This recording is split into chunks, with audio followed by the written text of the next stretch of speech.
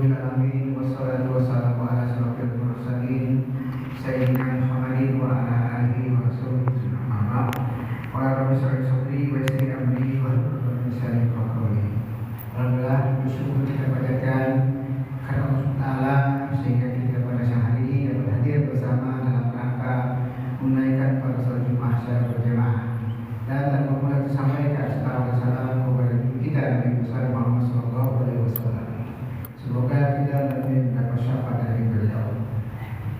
Hadirin sidang Jumat yang berbahagia, alhamdulillah pada Jumat kali ini bertanggal 18 April 2025 bertepatan dengan 19 Syawal 1444 Hijriah, kami dari Pengurus Muslim Yakin akan menyampaikan beberapa hal terkait kegiatan sekarang ini dan setelah Syawal ini. Kami harapkan para jemaah untuk dapat mengisi saf-saf yang masih kosong di depan untuk memberikan kesempatan kepada jemaah yang belakangan hadir di sini ini. Dan lagi kan sampaikan kepada Bapak Ibu, Bapak-bapak yang mempunyai anak, silakan untuk menempati saf yang paling kiri, ke kanan dan juga di saf terakhir belakang. Saudara-saudara sidang Jumat yang bersama hormati, adapun karena kas kita pada Jumat ini Muslim Yakin berjumlah saldo bank dan saldo perseharian berjumlah 11.699.078 rupiah.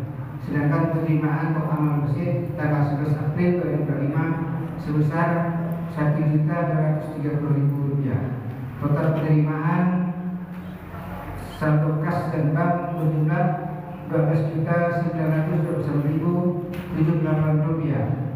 Adapun pengeluaran kegiatan Jumat dan kebersihan 700.000 rupiah, operasional parkir, kemudian keperluan masjid, konsumsi yasin dan bayar baliho dalam rangka persiapan penerimaan dan penyaluran hewan kurban 400.000 rupiah. Sedangkan bayar listrik untuk periode ini April 2025 sebesar 2.110.000 rupiah.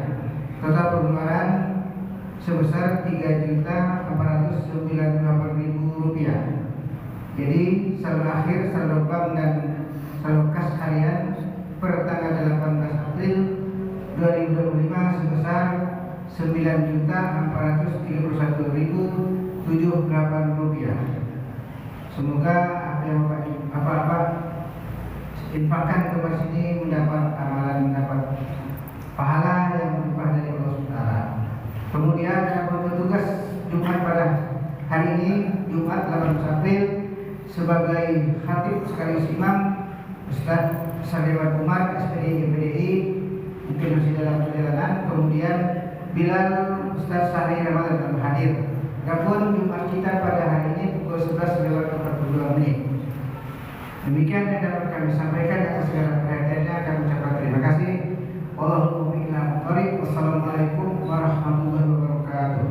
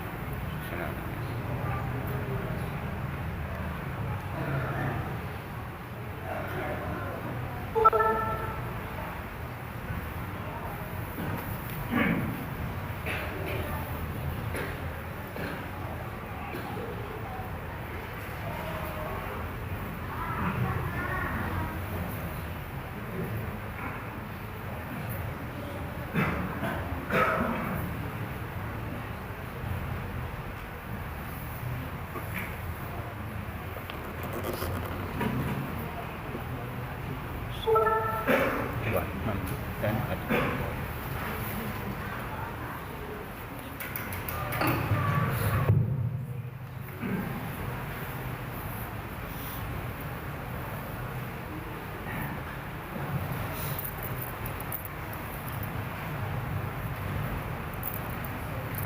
معاشر المسلمين وزمرة المؤمنين رحمكم الله.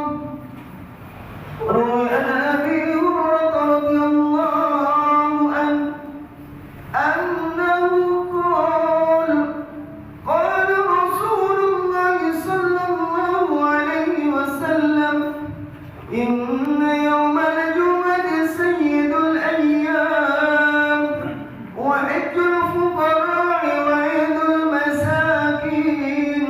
الخطبة فيها مقام ركعتين، فإذا صعد الخطيب على المنبر فلا يتكلم أحدكم، ومن يتكلم فقد لغى، ومن لغى فلا جمعة له. معاشر المسlimin, jemaah rahimakumullah. Rasulullah sallallahu alaihi wasallam bersabda, apabila khatib telah naik ke mimbar, janganlah ada di antara kita yang berbicara.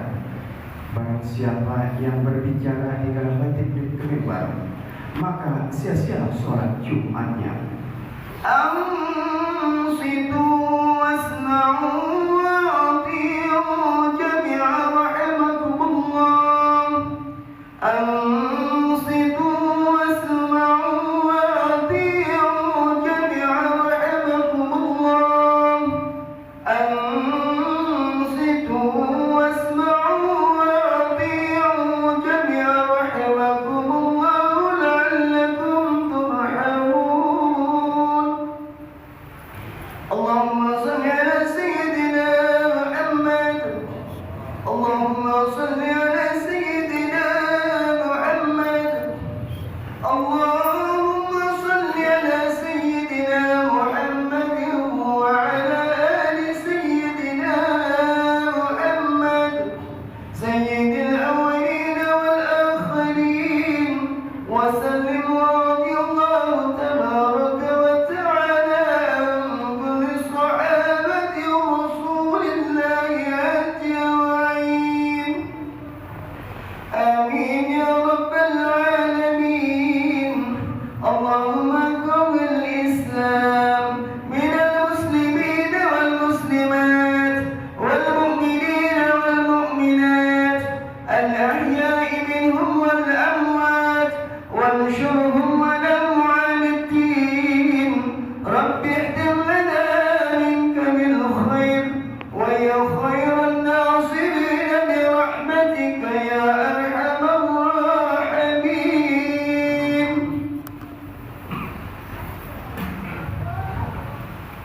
Assalamualaikum warahmatullahi wabarakatuh.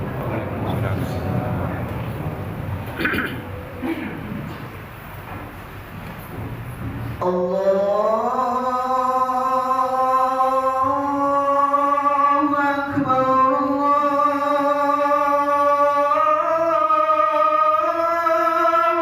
Akbar. Allahu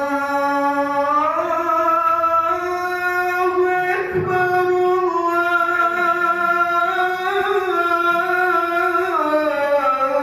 Allahu Akbar. Asyhadu an la ilaha illallah.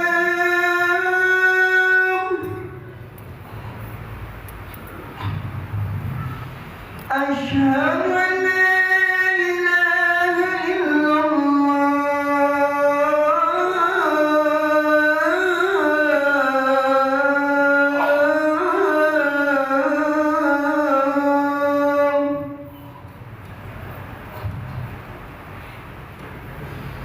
أشهد أن محمدا رسول الله.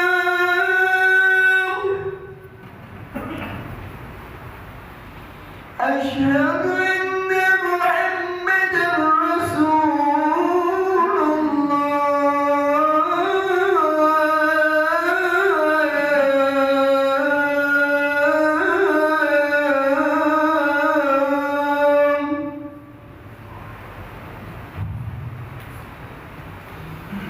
حي على الصلاة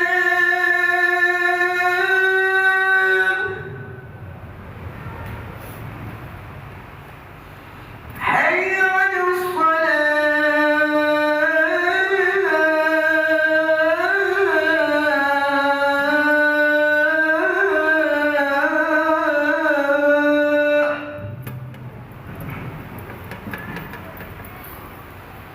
حي على الفلاح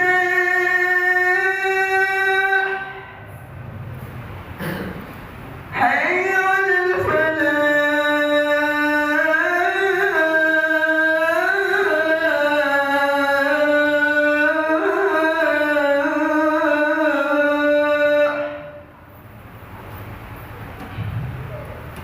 الله أكبر الله أكبر لا إله إلا الله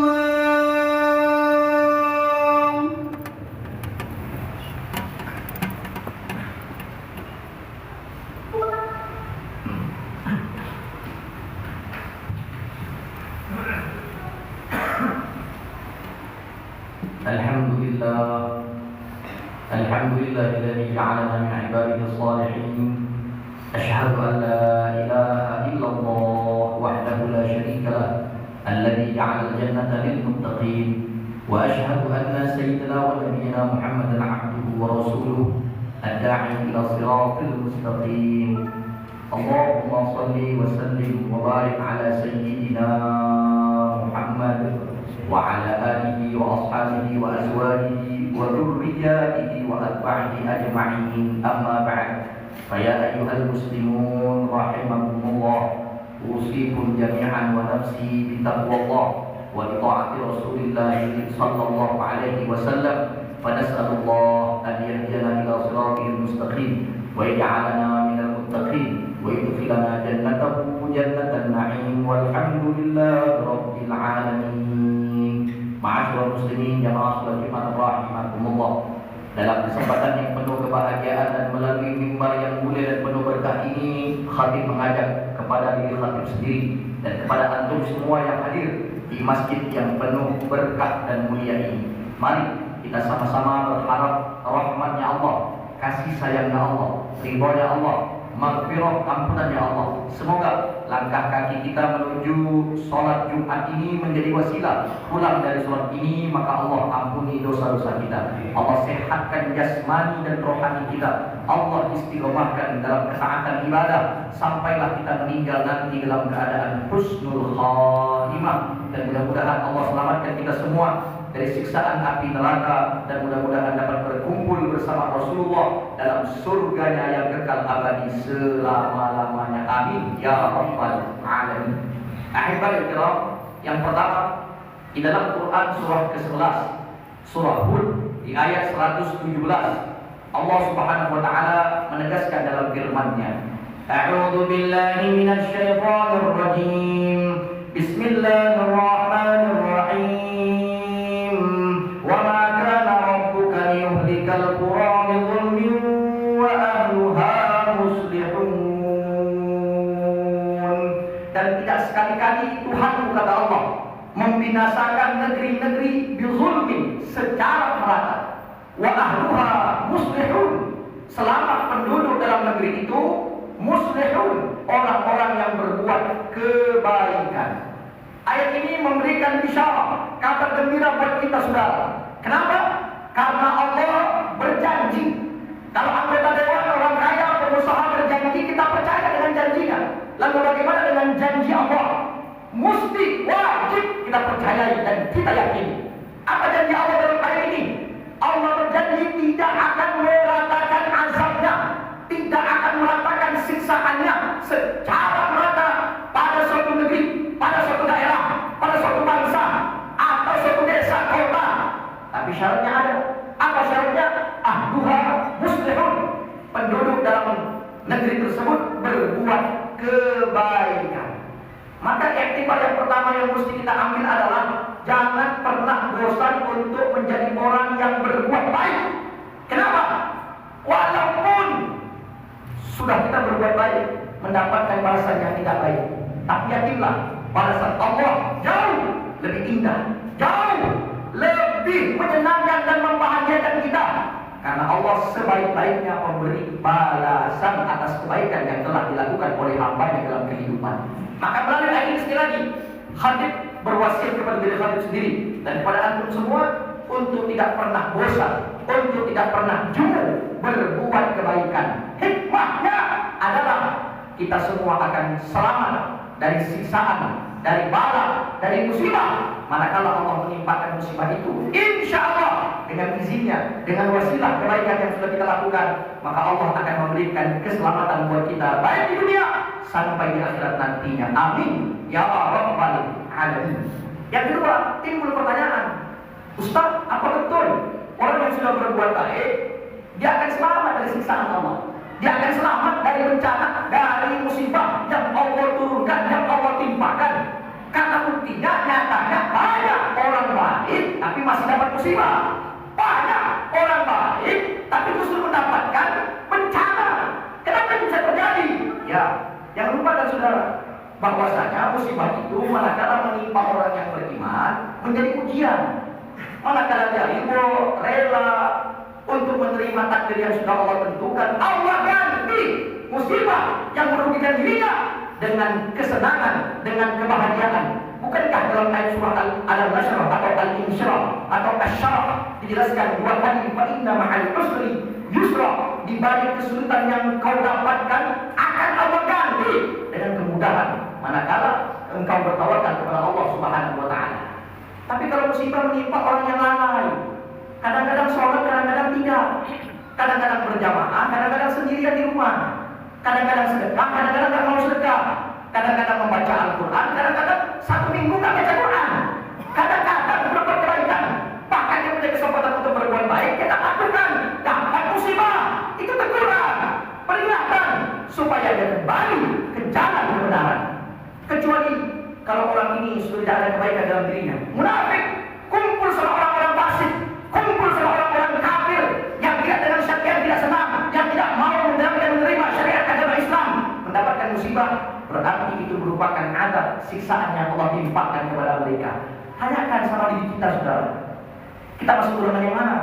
Golongan yang mendapatkan ujian, golongan yang mendapatkan teguran, ataukah golongan yang mendapatkan siksaan yang Allah timpakan? Tanyakan, dan jawaban itu ada pada diri kita sendiri, saudara. Yang kedua, yang ingin kami sampaikan, tidak juga bisa kita nafikan. Di dalam Quran surah ke-8, surah Al-Anfal, di ayat 25, ayat ini masyhur, sering disampaikan oleh para pendakwah, di mana Allah tegaskan dalam firman-Nya, "A'udzu billahi minasyaitonir rajim, wattaqu fitnatan la tusibanna alladziina zalamu minkum khassah, wa'lamu anna Allaha syadidul 'iqab." Peliharalah diri kalian, kata Allah. Fitnatan la tusibanna alladziina zalamu minkum khassah. Fitnah itu kalau dalam Quran ada 3 terjemahan. Kadang-kadang al-fitnah itu asyaddu minal qatl, artinya fitnah itu lebih kejam dari pembunuhan. Ada juga fitnah itu artinya cobaan. Hati-hati, anakmu, istrimu, hartamu, fitnah itu artinya ujian buat kalian. Tapi di ayat ini kata Allah, wattaqu fitnah la tusibanna alladziina zalamu minkum khassah. Peliharalah diri kalian dari fitnah. Anda buka terjemahannya. Terjemahannya adalah siksaan yang tidak Allah timpakan, tidak hanya mengenai orang-orang zalim saja, tidak hanya mengenai orang-orang yang jahat saja, tidak hanya mengenai orang-orang yang maksiat saja. Berarti siksaan itu akan menimpa orang baik juga, orang yang tidak berbuat zalim, orang yang tidak berbuat maksiat, orang yang tidak berbuat jahat, dia akan kena juga siksaan tersebut. Lalu bagaimana memahami dua ayat ini seakan-akan secara zahirnya kontradiksi, seakan-akan bertentangan? Surah Hud tadi mengatakan Allah berjanji Allah tidak akan meratakan selama orang itu berbuat kebaikan.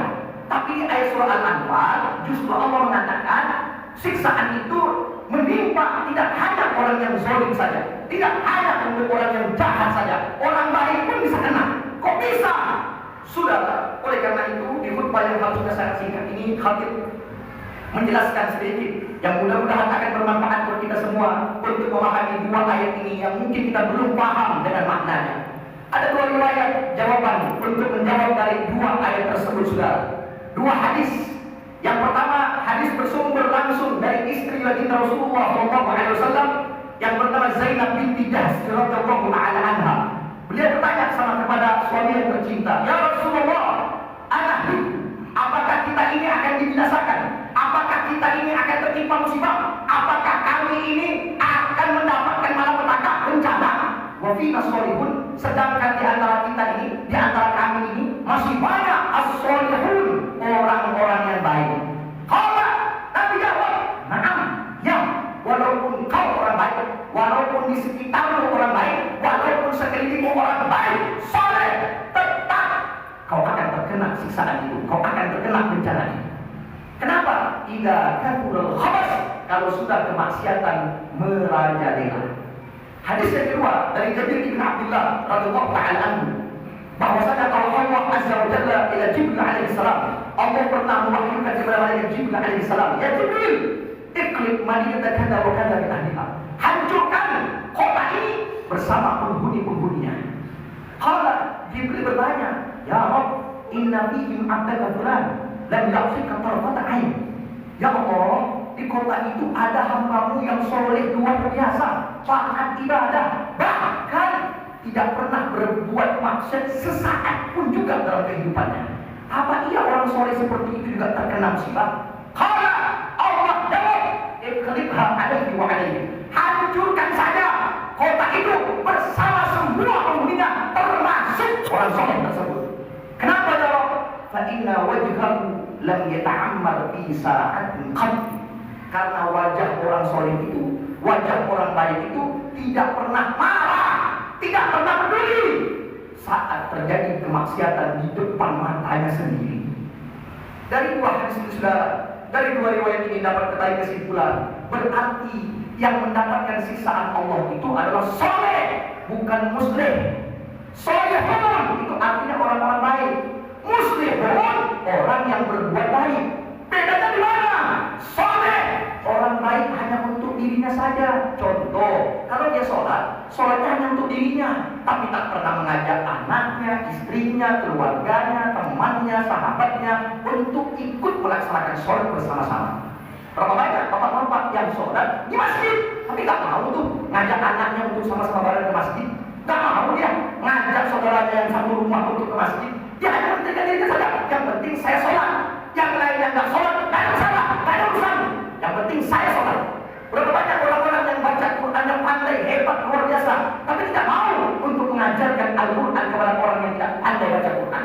Berapa banyak orang-orang yang punya harta, tapi sibuk hanya umroh, haji berkali-kali setiap tahunnya, tapi nggak pernah peduli itu dengan masjid, dengan fakir miskin, dengan yatim piatu, dengan orang-orang duafa. Kekayaannya hanya untuk dirinya saja, tapi tidak bermanfaat untuk orang lain. Itu soleh, baik, tapi hanya untuk dirinya saja. Beda dengan muslim. Muslim itu orang yang baik dan berbuat baik. Kenapa? Karena kebaikannya tidak dirasakan oleh dirinya saja, tapi dirasakan juga oleh orang lain. Itu muslim. Berarti yang Allah maksudkan di Quran surah Hud, Allah berjanji Allah tidak akan meratakan azabnya selama orang itu muslimun, berbuat kebaikan, bukan sekedar solehun, hanya menjadi orang baik. Maka dalam khutbah Jumat ini, dalam khutbah Jumat ini, saudara, khatib berwasiat kepada diri khatib sendiri dan kepada antum semua yang hadir di sini, jangan sekedar menjadi orang soleh. Ya, walaupun soleh itu level tingkatan baik yang kelima dalam Quran. Thayyib artinya baik, khair artinya baik, ma'ruf artinya baik, hasan, ihsan juga artinya baik. Soleh baik, baik levelnya kelima, tapi tetap akan mendapatkan siksaan kalau Allah timpakan bencana dalam kehidupan mereka. Maka jadilah muslimun, orang-orang yang berbuat kebaikan. Tanamkan dalam hati kita, pulang dari sholat Jumat ini, ya Ustaz, saya dan keluarga saya insya Allah siap untuk menjadi orang yang baik dan berbuat baik, serta berharap balasan kebaikan itu datang hanya dari Allah Subhanahu wa Ta'ala. Apa cukup sampai di situ, saudara? 11 menit berlalu. Ada satu ayat yang ingin kami sampaikan sebagai penutup dalam khutbah ini, saudara. Di mana di Quran surah 31, surah Luqman. Luqman ini bukan nabi, bukan rasul, tapi namanya diabadikan dalam Al-Quran dari 114 surah. Di tengah-tengah 31 nama surahnya Luqman. Makamnya ada di Mesir. Luqmanul Hakim berdampingan dengan makam Nabi Daniel alaihissalam. Tapi makam Nabi nama Luqman diabadikan dalam Quran. Khatib teringat dengan satu ayat, yaitu ayat 17 dalam surah Luqman, di mana Allah tegaskan dalam firman-Nya, "A'udzubillahi minasyaitonir rajim. Ya bunayya aqimis sholata wa'mur bil ma'ruf." Ya bunayya aqimis sholata bil ma'ruf wa ya bunayya aqimis sholata wa'mur bil ma'ruf wanha 'anil munkar wasbir 'ala ma asabak inna dzalika min azmil umur. Wahai anakku, ini dialog antara ayah dan anak, saudara. Ayah, kalau anak dekat dengan emaknya, ibunya biasa, karena emang anak itu lahir dari rahim ibunya. Tapi kalau anak dekat dengan ayah, jarang. Berapa banyak hari ini kita sebagai seorang ayah cuma tahu kasih duit saja, tapi tidak memberikan pendidikan agama kepada anak yang sudah lahir karena daripada sperma kita sendiri, saudara. Apa dialog seorang ayah ini? Ya bunayya, wahai anakku yang tercinta, aqimis sholat. Yang pertama, laksanakan sholat. Nah, senakal-nakal kau, jangan sampai kau tinggalkan sholat. Sholat itu pembeda kau seorang muslim atau kau bukan orang muslim. Kau manusia yang berkhidmat mengabdi kepada Allah, atau kau binatang yang tidak dituntut untuk bersujud kepada Allah. Yang kedua, wa'mur bil ma'ruf. Kalau kau sudah sholat, jangan hanya kau saja yang sholat, ajak teman mainmu untuk melaksanakan sholat juga. Ajak mereka, serukan kepada mereka. Jangan hanya main doang, ngajak, kelayang doang yang diajak, game doang yang diajak. Sholat ajak temanmu. Yang ketiga, wanha 'anil munkar. Cegah kalau kawan berbuat salah. Cegah kalau kawan berbuat tercelah. Cegah walaupun itu hal yang kecil, tapi cegah kalau itu bertentangan dengan syariat agama. Cegah curi mangga, curi jamu, cegah. Jangan sampai kau sudah sholat, kau ngajak kawan sholat, saat kawan berbuat salah, kau diamkan, jangan. Cegah. Tapi ingat pesan yang keempat, kata Luqman, wasbir 'ala ma asabak. Nah, kalau kau sudah berbuat seperti itu, sabar. Kenapa? Karena biasanya tidak semua teman suka dinasehatkan. Tidak semua teman dicegah itu suka. Biasanya tersinggung dia. Begitulah tantangan orang-orang yang menyampaikan kebenaran, mengajak kebaikan. Yang tadinya kawan, akhirnya jadi lawan. Yang tadinya senang kita, akhirnya menjadi musuh dan benci dengan kita. Nah, bukan hanya kau, baginda Rasulullah Sallallahu Alaihi Wasallam pun sekelas Nabi, sekelas Rasul, tatkala menyampaikan kebenaran, menyampaikan kebaikan, pamannya sendiri yang dulu memerdekakan budak hamba sahaya, akhirnya ingin membunuh keponakannya sendiri. Gara-gara apa? Gara-gara menyampaikan kebenaran. Makanya Imam Syafi'i rahimahullah ta'ala pernah mengatakan, tatkala kau menyampaikan kebenaran, akan ada dua respon tanggapan yang kau dapatkan. Satu, orang bodoh akan tersinggung dengan kebenaran yang kau sampaikan. Orang pintar akan merenung dengan apa yang kau sampaikan. Maka tetaplah menjadi orang-orang yang menyampaikan kebenaran. Walaupun yang tadinya kawan akhirnya berubah menjadi lawan. Walaupun yang tadinya senang cinta akhirnya membenci. Demi Allah, itu semua kita lakukan, sampaikan karena menurut syariat agama Islam, dan itu mesti disampaikan. Kalau tidak kita, siapa lagi? Contoh yang nyata, saudara, 17 menit berlalu dalam khutbah ini, saudara. Contoh real yang nyata adalah yang pertama, bagaimana saudara-saudara kita beberapa bulan yang lalu di Masjid Al-Karim, Masjid As-Solihin, Tanjung Raya 2, Banjar Selatan, menolak tempat-tempat biliar di sekitar masjid. Bukankah sudah ada aturan? Jangan dekat-dekat dengan rumah ibadah, tempat hiburan itu. Khawatir nanti mereka akan lebih condong ke sana anak-anak kita daripada tempat ibadah. Bagaimana Masjid As-Salam menolak kafe Wingwan yang akhirnya terdeteksi tempat perjudian, tempat pelacuran, tempat terjadinya kemaksiatan. Mereka menginginkan agar jauh-jauh dari masjid, tapi apa yang terjadi? Tutupnya hanya sebulan, dan pemerintah akhirnya membuka kembali, mengizinkan kembali untuk membuka tempat tersebut. Ini semua dilakukan karena tidak ingin mendapatkan siksaan balak merata kepada kita semua. Hati-hati, sudah. Anda yang kita semua yang cuma sholat, yang cuma berjamaah, yang cuma ngaji, tapi tidak pernah peduli. Samping masjid kita ada tempat maksiat, samping masjid kita ada tempat pelacuran, ada tempat perjudian. Tapi apa? Begitu Allah timpakan siksaan, kita pun ikut terkena. Na'udzubillah wal-iyadzubillah. Dan satu lagi khotib sampaikan, saudara, terlebih dengan Palestina hari ini, saudara. Kalau kita tidak mampu untuk berangkat ke Palestina, berjihad dengan nyawa, paling tidak kita keluarkan harta kita, berinfak untuk datang, untuk menyisihkan harta kita, membantu saudara kita yang ada di Palestina. Kalaupun tidak punya harta, minimal dengan doa. Wadhalika adhaful iman.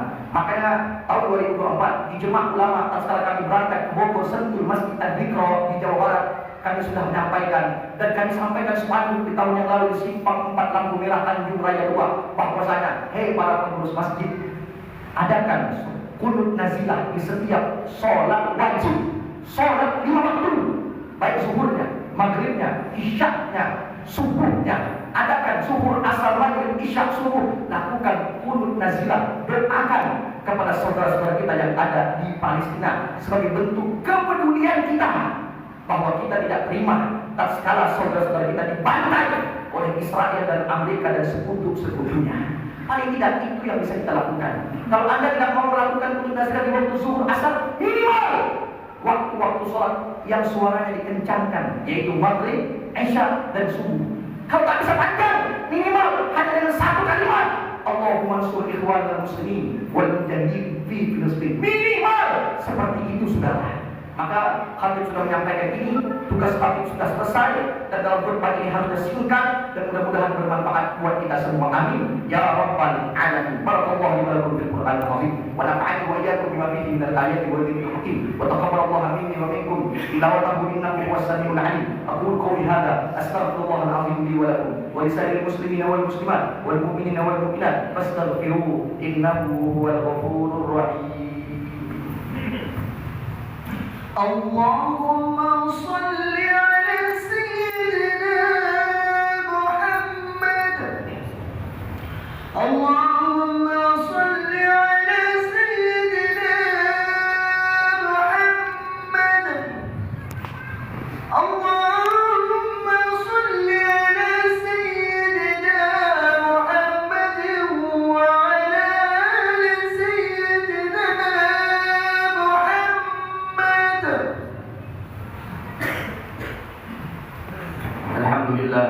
Alhamdulillah hamdan katsiran kama amara. Asyhadu an la ilaha illallah wa asyhadu anna Muhammadan abduhu wa rasuluh sayyidul khalaiqi wal bashar. Allahumma shalli wa sallim wa barik wa karrim wa majjid wa 'azim ala sayyidina Muhammad wa ala alihi wa ashabihi masabih al-ghar. Amma ba'd, ya ibadallah, ittaqullaha haqqa tuqatih wa la tamutunna illa wa antum muslimun wa'lamu anna Allah amarakum bi amrin bada'a bihi bi nafsihi wa tanna bi malaikatihi musabbihati bi qudsihi. Qala ta'ala wa lam yazal qailan 'alima. A'udzu billahi minasy syaithanir rajim. Bismillahir rahmanir rahim. Innallaha wa malaikatahu yusholluna 'alan nabi ya ayyuhalladzina amanu shallu 'alaihi wa sallimu taslima. Allahumma salli ala sayyidina Muhammad wa ala ali sayyidina Muhammad warḍallahu 'anil arba'atil khulafa'ir rasyidin sayyidina Abu Bakar wa Umar wa Uthman wa Ali wa ala baqiyyati sahabati ajma'in wa tabi'in wa tabi'in wa man tabi'ahum bi ihsan ila yaumiddin. Allahumma ighfir lil muslimina wal muslimat wal mu'minina wal mu'minat al ahya'i minhum wal amwat innaka sami'un qaribun mujibud da'wat ya qadiyal hajat ya rabbal alamin. Allahumma rzuqna hubbak wa hubba nabiyyik. Ya Allah, tanamkan dalam hati kami cinta kepadamu ya Allah, cinta kepada nabimu, kekasihmu ya Allah, cinta wa hubba kalamik, cinta kepada firmanmu Al-Quran ya Allah, wa hubba mimman yuhibbuk, dan cinta kepada orang-orang yang mencintaimu ya Allah, wal amal alladhi yuwaddi'una ila hubbik, dan jadikan segala kegiatan amal kami ya Allah selalu mendapatkan kecintaanmu ya Allah. Rabbana zalamna anfusana wa illam taghfir lana wa tarhamna lanakunanna minal khasirin. Kami adalah orang yang pernah berbuat zalim ya Allah, kami adalah orang-orang yang pernah menzalimi diri kami sendiri dan menzalimi orang lain ya Allah. Maka di hari Jumat ini kami minta rahmat-Mu dan maghfirah-Mu agar kami tidak termasuk orang-orang yang merugi. Rabbana atina fid dunya hasanah wa fil akhirati hasanah wa qina adzabannar. Ibadallah, inna Allaha ya'muru bil 'adli wal ihsan wa ita'i dzil qurba wa yanha 'anil fahsya'i wal munkar wal baghi ya'idhukum la'allakum tadhakkarun.